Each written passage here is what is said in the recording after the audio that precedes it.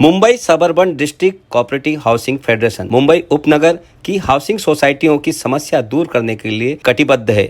इसी सिलसिले को आगे बढ़ाते हुए चेंबूर एम वार्ड के बसंत पार्क CHS के हाल में LAC की मीटिंग संपन्न हुई, जिसमें फेडरेशन के अध्यक्ष अभिषेक घोसालकर व सचिव रमेश प्रभु ने मार्गदर्शन किया। रमेश प्रभु ने फेडरेशन के कामकाज के बारे में बताते हुए कहा कि हाउसिंग सोसाइटी के लोगों को जागरूक व शिक्षित कर उनकी समस्या दूर करना फेडरेशन का प्रथम कर्तव्य है। क्या कुछ कहा रमेश प्रभु ने, दिखाते हैं।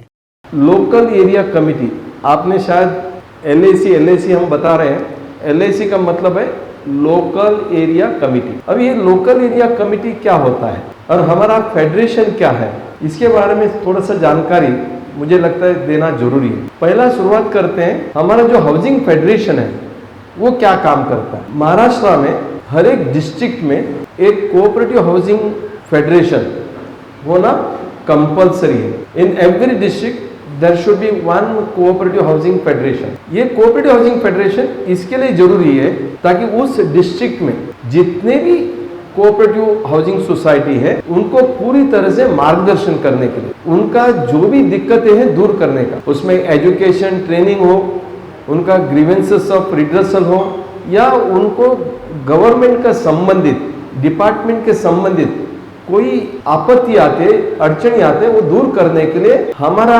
हाउसिंग सोसाइटी ने बनाया हुआ डिस्ट्रिक्ट लेवल का फेडरेशन है। आज मुंबई में 2 डिस्ट्रिक्ट है, ये कई लोगों को शायद पता नहीं होगा लेकिन मुझे बताना जरूरी है। मुंबई में 2 डिस्ट्रिक्ट है, एक है मुंबई सिटी जिसको हम बोलते हैं मुंबई डिस्ट्रिक्ट, और दूसरा है मुंबई सबर्बन डिस्ट्रिक्ट। ये 2 रेवेन्यू डिस्ट्रिक्ट है। हालांकि ये दोनों डिस्ट्रिक्ट में 2 हाउसिंग फेडरेशन काम कर रहे थे। 2001 से मुंबई सबर्बन डिस्ट्रिक्ट का स्थापना हुआ है, फिर भी बहुत सारा जो हाउसिंग सोसाइटी है वो मुंबई डिस्ट्रिक्ट फेडरेशन का मेंबर है। कोई दिक्कत नहीं है।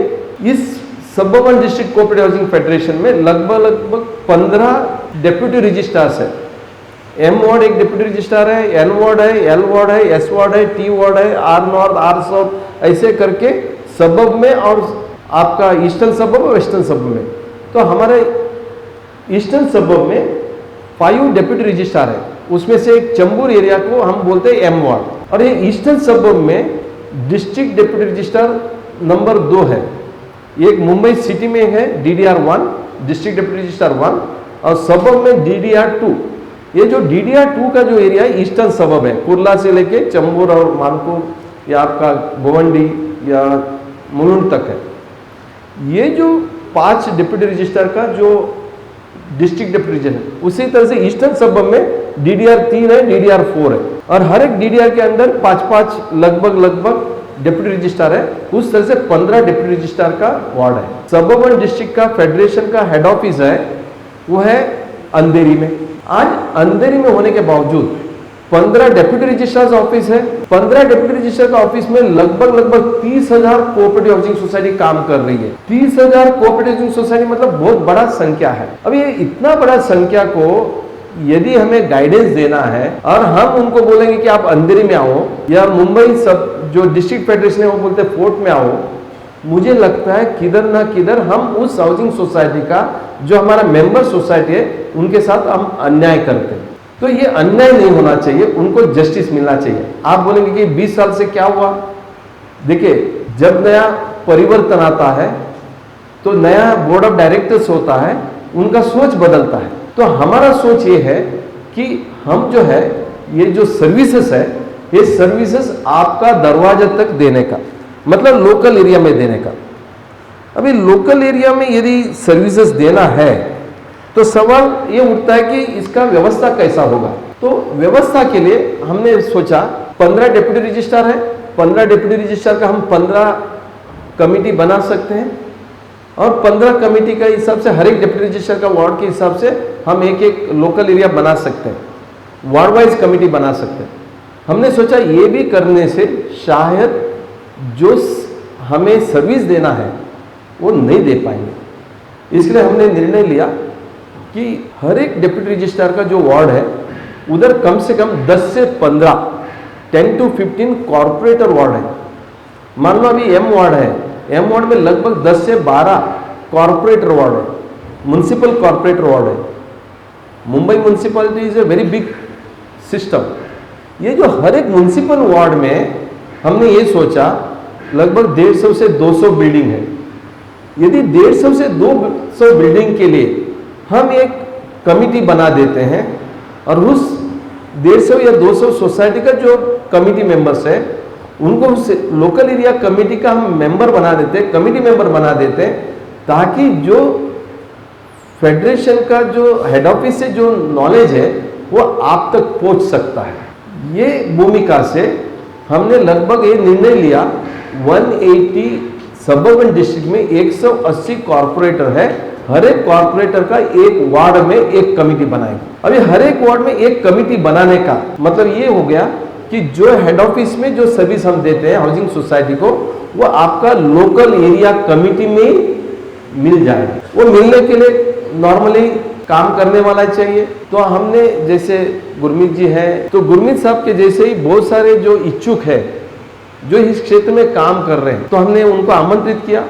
गुरमीत साहब ने इस एरिया में एम वार्ड में एक थोड़ा सा जिसको हम बोलते हैं कि लीड ले लिया और लीड लेके आज जो है आपने ये कार्यक्रम किया है तो मैं उनको बधाई देता हूँ, आप सबको बधाई देता हूँ, आप सबको मैं स्वागत करता हूँ। मैं स्वागत इसके लिए कर रहा हूँ, एक हाउसिंग फेडरेशन का मुंबई साउथ डिस्ट्रिक्ट का एक पदाधिकारी होने के नाते as a secretary of the federation whatever we may decide but somebody should be there to implement it, तो he has taken that responsibility। इसके लिए मैं उनको बधाई देता हूँ, आपको भी बधाई देता हूँ, आपको मैं स्वागत भी करता हूँ। अभी as a Mumbai suburban district cooperative housing federation 2-3 सवाल आपके मन में आएगा, उस मन का सवाल थोड़ा सा मैं दूर करूंगा, उसके बाद हम सवाल जवाब करेंगे। कुछ हमने एजेंडा बनाया, उस एजेंडा के हिसाब से भी हम जाएंगे। पहला मन में ये सवाल आता है as a cooperative housing federation housing society को क्या बेनिफिट है। पहला सवाल आता है कि हम क्यों मेंबर बनना चाहिए, मेंबर बनना है तो कितना पैसा लगेगा, तो मेंबर बनने के बाद हमें क्या सुविधा मिलने वाला है, हमारा बेनिफिट क्या है, ये पहला सवाल है। दूसरा सवाल ये है कि हम मेंबर बनने के बाद ये लोकल एरिया जो कमेटी आपने बनाया है इसमें हमारा भूमिका क्या रहेगा, लोकल एरिया कमेटी का भूमिका क्या रहेगा, तो Mumbai suburban district cooperative housing federation ये किस तरह से आपको मदद करेगी, आपको किस तरह का सर्विसेज मिल सकता है। और दूसरा जो सवाल है as a local area committee हम आपको किस तरह से सर्विसेज दे पाएंगे, लोकल एरिया कमेटी का भूमिका क्या होगा वो डिस्कस करेंगे। और उसके बाद आज का एजेंडा में ऐसा है कि आपका लोकल एरिया का जो दिक्कतें हैं वो भी हम रिजॉल्व करेंगे। आज मेरे पास 151 बराबर है corporator ward 151 to corporator ward 155 almost चौमुर कवर हो जाता है, उसमें आप लोग हैं। तो मुझे थोड़ा सा समझने के लिए आप लोग को पता है आप कौन सा कॉर्पोरेटर वार्ड में है, सबको पता है, कई लोगों को मालूम नहीं होगा, तो वो हम पता कर लेंगे क्योंकि हर एक कॉर्पोरेटर वार्ड में लगभग 150 से 200 बिल्डिंग आती है, लगभग 5000 से 6000 वोटर्स रहते हैं और मुंबई में लगभग 227 या 228 टोटल मुंबई में, मुंबई सबअर्बन एंड सिटी में मिला के, लेकिन सबअर्ब में 180 कॉर्पोरेटर वार्ड है जैसे मैंने बताया। और उसके बाद मुंबई में लगभग 36 एमएलएज है, एमएलएज वार्ड है, एरिया विधानसभा बोलते हैं उसको, विधानसभा कार्य क्षेत्र।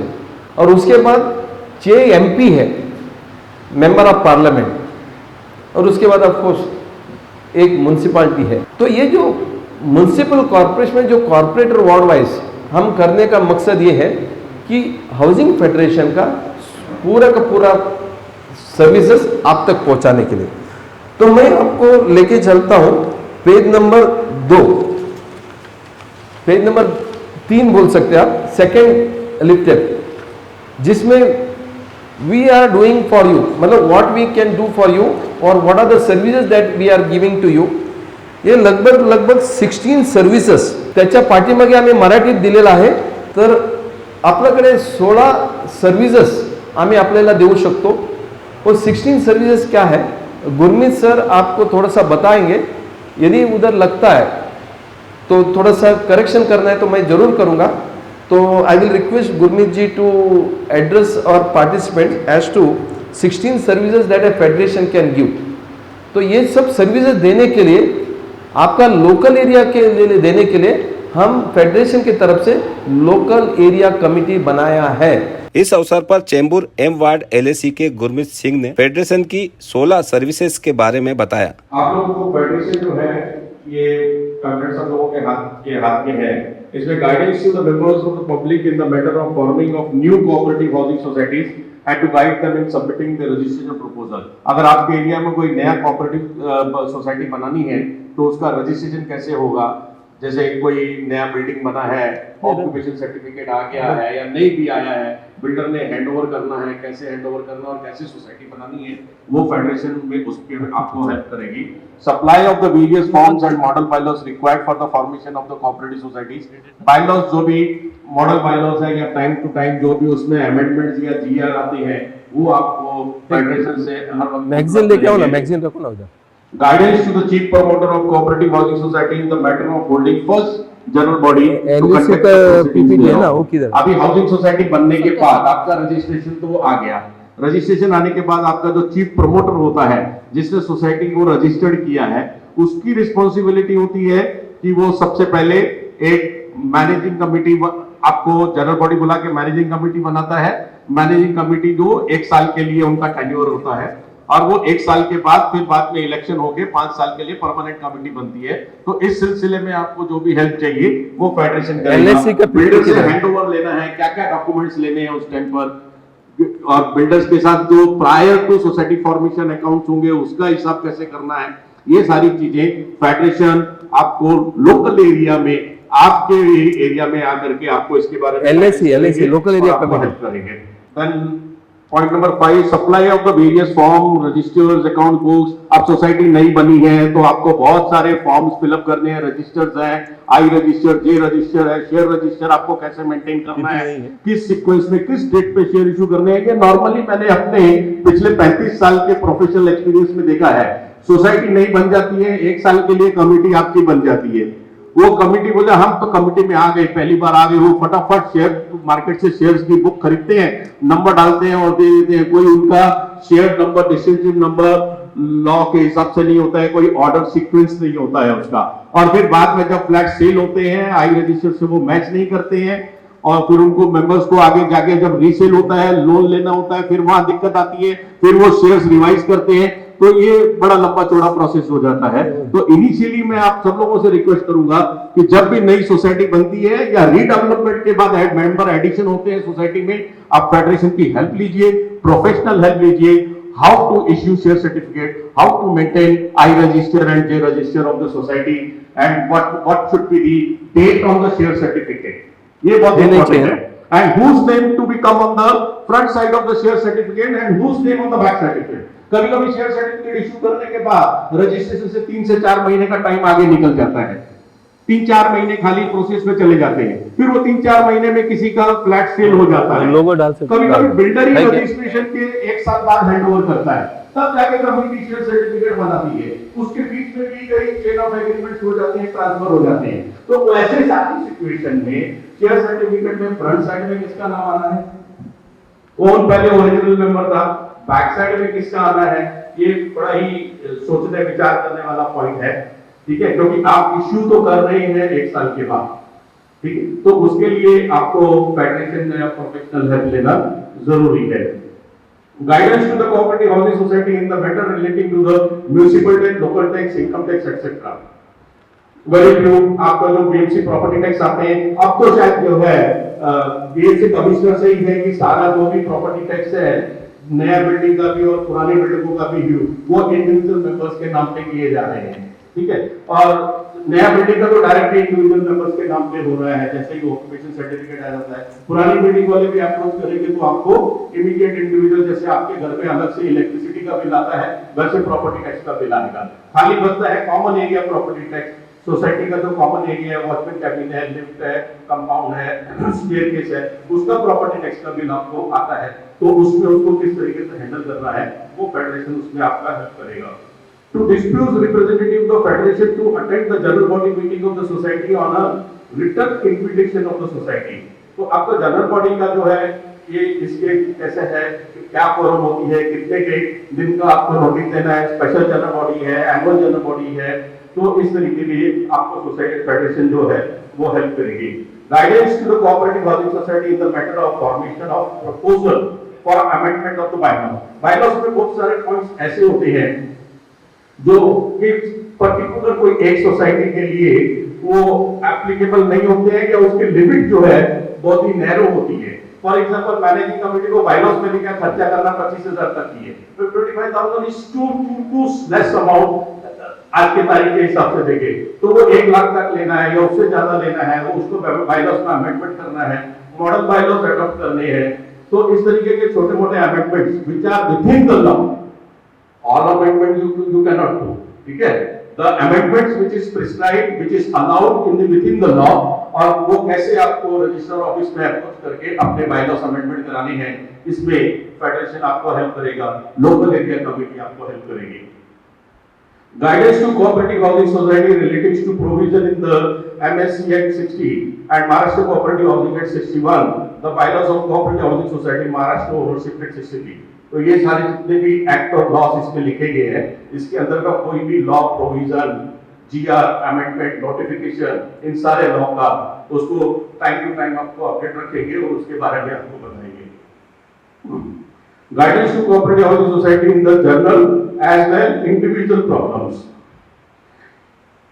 जो इंडिविजुअल प्रॉब्लम्स रहती है, मेंबर्स हैं उनको कमेटी से प्रॉब्लम होती है, चेयरमैन बराबर टाइम पे मीटिंग नहीं बुला रहा है, चेयरमैन हमारी कंप्लेंट नहीं सुनता है, हमारे फ्लैट में लीकेज हो रही है, गार्डन बराबर मेंटेन नहीं हो रहा है, या कमेटी को प्रॉब्लम है कि मेंबर ड्यूज नहीं पे कर रहे हैं, ठीक है, या मेंबर अननेसेसरी सोसाइटी में न्यूसेंस क्रिएट कर रहे हैं। तो इस तरीके से जो वाइस वर्सा प्रॉब्लम्स होती है वो उसके बारे में कानून क्या बताता है, लॉ, बायलॉज, एक्ट, इसके बारे में क्या सॉल्यूशन बताता है, वो आप फेडरेशन को अप्रोच कर सकते हैं। अगर आपकी सोसाइटी में इस तरीके का कुछ है उसके बारे में आपको गाइडेंस दिया जाएगा। Federation will distribute a publication of a monthly magazine of Mahaseva containing the latest development को ऑफ फ्रंट सोशो। इसमें फेडरेशन का रमेश प्रभु जी का एक महासेवा करके भी ऑर्गेनाइजेशन है, जिसमें आपको पता होगा कि हर महीने मैगजीन आती है, आप अगर उसके भी मेंबर बनते हैं सबको तो दिया ये मैगजीन अभी यहाँ पर डिस्प्ले में भी रखी गई है और सबको फ्री में डिस्ट्रीब्यूट की गई है। और ये मैगजीन जो है आप अगर मेंबर बनते हैं तो आपके अपने सोसाइटी के ऑफिस एड्रेस पर एवरी मंथ आएगी, जिसमें लेटेस्ट जो पिछले महीने में जो भी एक्टिविटीज कोऑपरेटिव की हुई है पूरे स्टेट में उसके बारे में लिखा रहेगा, क्या नए अमेंडमेंट्स हुए हैं, और बहुत सारे उसमें काम की चीजें एडवर्टाइजमेंट्स होती है बहुत सारी, ठीक है, जिसमें आपको चाहिए कि आपका स्ट्रक्चरल ऑडिट करना है तो कौन मार्केट में अवेलेबल है, आपका लीकेज जो है डायरेक्ट लीकेज के क्या सॉल्यूशंस है, वेंडर्स कौन कौन से अवेलेबल हैं, आपके अकाउंटिंग सॉफ्टवेयर ऑडिटिंग के लिए क्या क्या जो है उसमें मार्केट में लेटेस्ट अवेलेबल है, ये सब कुछ मैगजीन में इस तरीके के बहुत सारे विवरण दिए रहते हैं। आप रेफरेंस करेंगे तो आधी प्रॉब्लम आपकी वहीं से सॉल्व हो जाती है। Federation will distribute a publication of ये हो गया मैगजीन का। Now we come to 12th number point, holding conferences, seminars and matter of the cooperative housing movement. This is one of the example, ठीक है।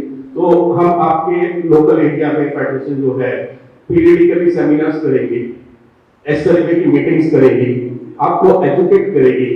Every meeting में हम चाहेंगे कि 1 से 2 घंटे तक हम आपको किसी एक टॉपिक के ऊपर उसके स्पेशलिस्ट को बुला करके आपको उसके बारे में बताएं। Like the levy of charges, आपका मेंटेनेंस में चार्जेस कैसे लगना चाहिए, है ना। कोई बोलता है कि कोई एरिया वाइज लगा दो, कोई बोलता है इक्वल लगा दो, तो ये सारे सबके आपके दिमाग में ये क्लियरिटी नहीं है कि कैसे लगाना है। तो वो बायलॉज क्या बोलता है, क्या पैरामीटर है, कौन से एक्सपेंसेस को किस पैरामीटर के अकॉर्डिंगली आपको मेंबर्स को बिलिंग करना है, तो वो सारा हम एक लेक्चर में आपको बताएंगे। रिकवरी ऑफ ड्यूज कैसे करना है उसके ऊपर हम एक लेक्चर कर सकते हैं। ग्रीवेंस एंड रेड्रेसल जो है आपकी कंप्लेंट्स वगैरह, तो कौन सी कंप्लेंट को कौन से डिपार्टमेंट में आपको किस वक्त कैसे लेके जानी है, वो है। आपका आरटीआई सेक्शन है वो कैसे आपको इंप्लीमेंट करना है वो किसी सेक्शन में बता सकते हैं। Responsibility and duties of the managing committee आपको एक्सप्लेन कर सकते हैं। राइट्स ऑफ द मेंबर्स आपको एक्सप्लेन कर सकते हैं। Transfer of the shares and transmission of the share, flat बिकता है या कोई लीगल एड के नाम पे ट्रांसफर करना है, ये सब जो है सबकी अपनी अपनी राय है, मगर वो सब अपने आप को महारथी समझते हैं इसमें कि मैंने बोल दिया बाप से बेटे के नाम पे जाएगा तो जाएगा, ठीक है। अगर कानून क्या बोलता है वो किसी को नहीं पता, तो वो सेक्रेटरी इस तरीके में कभी कई बार गलत ट्रांसफर कर देते हैं, और गलत शेयर सर्टिफिकेट ट्रांसफर होना मतलब 4 करोड़ की प्रॉपर्टी गलत हाथों में चली गई, तो उसका रिस्पॉन्सिबल फ्यूचर में कौन होगा। तो ये सारा फेडरेशन आपको हेल्प करेगी। हम यहाँ पर जो भी आपके सेमिनार्स या कॉन्फ्रेंसेस पीरियडिकली होंगे, monthly, quarterly, whatever it is, that all depends upon the response received from the members.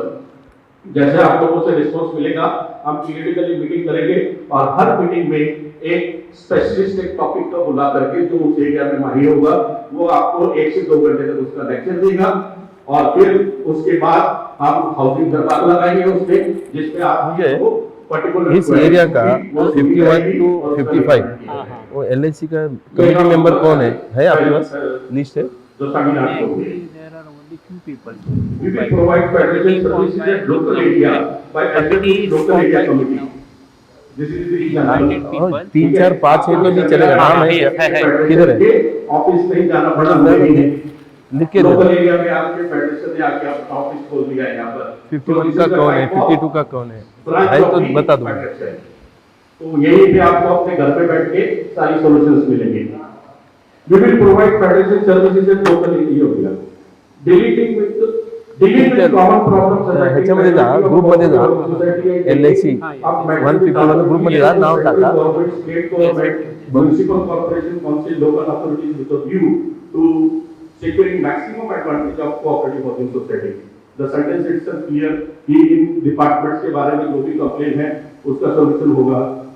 Arrange सहकार दरबार, इसके बारे में मैंने आपको बताया है, यहाँ सहकार दरबार में क्या मैंने आपको हाउसिंग दरबार बोला, ठीक है। तो पीरियडिकली आपके सहकार दरबार या हाउसिंग दरबार लगेंगे, जिसमें आपके सवाल जवाब होगा, आपके निवारण किए जाएंगे। Recovery of dues under section 101 पहले कहते थे, अब हो गया सेक्शन 154B29। 2019 में एक बड़ा अमेंडमेंट हुआ था, जैसे पहले 96 कॉन्स्टिट्यूशनल अमेंडमेंट हुआ था, आप लोगों को पता होगा, ठीक है। उसी वेरीफाई करा, त्याच्यामध्ये कोण कोण नाही लिया। हाउसिंग सोसाइटीज के लिए सेक्शन 154B इंट्रोड्यूस हुआ है, जिसके अलग अलग सब सेक्शंस के अकॉर्डिंगली काफी चेंजेस आएंगे। तो ये जो रिकवरी ऑफ ड्यूज था वो अब सेक्शन 154B29 के अंदर एप्लीकेशन होता है, उसका वकालतनामा उस सेक्शन के अंदर डालना पड़ता है, जो उसको पहले आप 101 बोलते थे। तो वो कैसे होगा, अगर कोई मेंबर आपका ड्यूज नहीं दे रहा है तो मेंबर को कैसे डिफॉल्टर डिक्लेयर करता है, ऐसे कि आप क्या करेंगे, किसी को जाकर केस कर सकते हैं कि इसने पैसा नहीं दिया है, अरे कितना पैसा है, कितने से नहीं दिया है, आप सिर्फ डिफॉल्ट मेंबर के ऊपर ही ये सेक्शन अप्लाई कर सकते हैं, और वो मेंबर को पहले डिफॉल्ट डिक्लेयर कैसे करना उसका प्रोसीजर है, उसके बाद भी आप केस करोगे और बंद करोगे, ठीक है। तो ये 16 सर्विसेज है, मैं समझता हूँ प्रभु सर ने 16 सर्विसेज की है, लेकिन इसके अलावा 160 सर्विसेज और होगी, जो मैं आपको अश्योर करता हूँ कि फेडरेशन आपको देगी। Thank you very much. Mumbai में यूं अलग अलग वार्ड वाइज LAC मीटिंग कर लोगों को अवेयर व एजुकेट करना एक अनूठा उपक्रम है, जिसमें फेडरेशन को सफलता मिलते नजर आ रही है। कैमरामैन अविनाश सिंधे के साथ राकेश पवार की रिपोर्ट, महासेवा न्यूज, मुंबई।